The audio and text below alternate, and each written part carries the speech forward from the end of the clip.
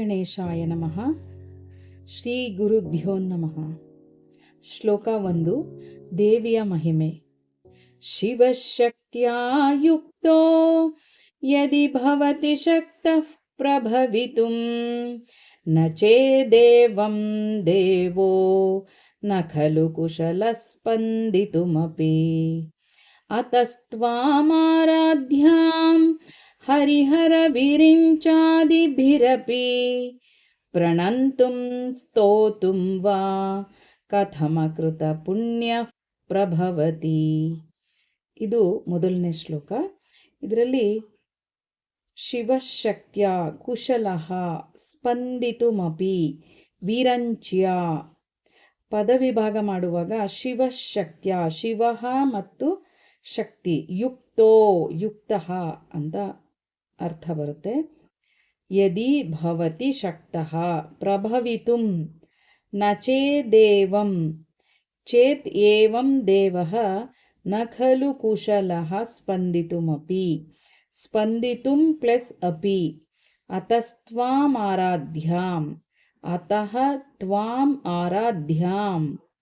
ಹೀಗೆ ಬಿಡಿಸಿ ಬರೆದಾಗ ಹೀಗೆ ಬರುತ್ತೆ. ಹರಿಹರ ವಿರಿಂಚಾದಿಭಿರಪಿ ಹರಿಹರ ವಿರಿಂಚಿ ಆ ಪ್ಲಸ್ ಆದಿಭಿಹಿ ಪ್ಲಸ್ ಅಪಿ ಪ್ರಣಂತುಂ ಸ್ತೋತುಂ ವಾ ಕಥಮಕೃತ ಪುಣ್ಯ ಕಥಂ ಪ್ಲಸ್ ಅಕೃತ ಪುಣ್ಯ ಪ್ಲಸ್ ಪ್ರಭವತಿ. ಹೀಗೆ ಪದವಿಭಾಗ ಮಾಡಿದಾಗ ಇರುತ್ತೆ ಪದಗಳು. ಅದನ್ನು ಹಾಗೆ ಅರ್ಥ ತಿಳ್ಕೊಳ್ತಾ ಬರೋಣ. ಹೇ ಭಗವತಿ, ಪೂಜ್ಯಳಾದ ಎಲೈ ದೇವಿಯೇ, ಶಿವಃ ದೇವರು ಈಶ್ವರನು, ಶಕ್ತ್ಯಾಯುಕ್ತ ನಿನ್ನ ಶಕ್ತಿಯಿಂದ ಯುಕ್ತನಾದವನು, ಭವತಿ ಯದಿ ಆದವನೇ ಆದರೆ, ತದಾ ಆವಾಗ, ಪ್ರಭವಿತುಂ ಶಕ್ತಃ ತನ್ನ ಕಾರ್ಯವನ್ನು ನೆರವೇರಿಸಿಕೊಳ್ಳುವುದಕ್ಕೆ ಸಮರ್ಥನಾಗುವನು. ಏವಂ ಈ ರೀತಿ ಶಿವಶಕ್ತಿಯುಕ್ತನು ನ ಚೇತ್ ಆಗದೇ ಇದ್ದ ಪಕ್ಷದಲ್ಲಿ ದೇವೋ ಸ್ವಾಮಿಯು ಸ್ಪಂದಿತುಮಪಿ ಅಲ್ಲಾಡುವುದಕ್ಕೂ ಕೂಡ ಸ್ಪಂದನೆ ಮಾಡುವುದಕ್ಕೂ ಕೂಡ ಕುಶಲಃ ನ ಖಲು ಸಮರ್ಥನೂ ಆಗುವುದಿಲ್ಲ ಅಲ್ಲವೇ.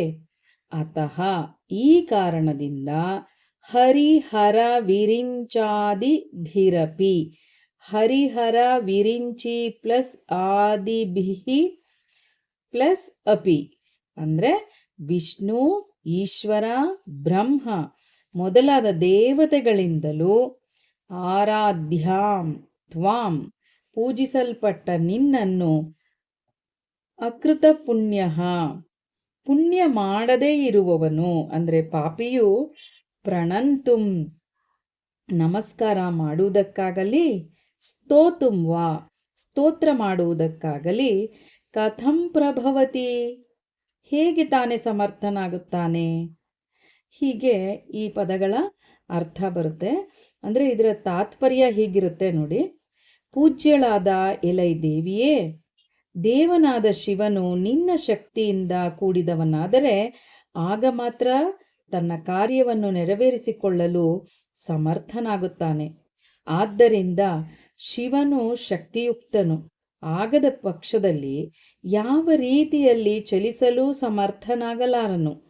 ಆದ ಕಾರಣ ವಿಷ್ಣು ಈಶ್ವರ ಬ್ರಹ್ಮ ಮೊದಲಾದವರಿಂದಲೂ ಪೂಜಿಸಲ್ಪಡುವ ನಿನ್ನನ್ನು ಪೂರ್ವ ಜನ್ಮಗಳಲ್ಲಿ ಪುಣ್ಯ ಮಾಡದೇ ಇರುವವನು ಮತ್ತು ಪಾಪಿಯಾದವನು ನಮಸ್ಕಾರ ಮಾಡುವುದಕ್ಕಾಗಲಿ ಸ್ತೋತ್ರ ಮಾಡುವುದಕ್ಕಾಗಲಿ ಹೇಗೆ ತಾನೇ ಸಮರ್ಥನಾಗುತ್ತಾನೆ ಎಂದು ಇಲ್ಲಿ ಪ್ರಶ್ನಿಸಲಾಗಿದೆ. ಇದು ಮೊದಲನೇ ಶ್ಲೋಕದ ಅರ್ಥವಾಗತ್ತೆ. ಈ ಶ್ಲೋಕನ ಬಿಡಿಸಿ ಹೇಳಿದ್ದೀನಿ. ನಿಮಗೆ ಇದು ಕಷ್ಟ ಅಂತ ಅನ್ನಿಸ್ತಿದೆ ಅಂದರೆ ನನಗೆ ಕಾಲ್ ಮಾಡಿ ಕೇಳಬಹುದು. ಇದನ್ನು ಪದ ವಿಭಾಗ ಮಾಡಿ ಇನ್ನೂ ಹೇಳಿ ಅಂದರೆ ನಾನು ಹೇಳ್ಕೊಡ್ತೀನಿ.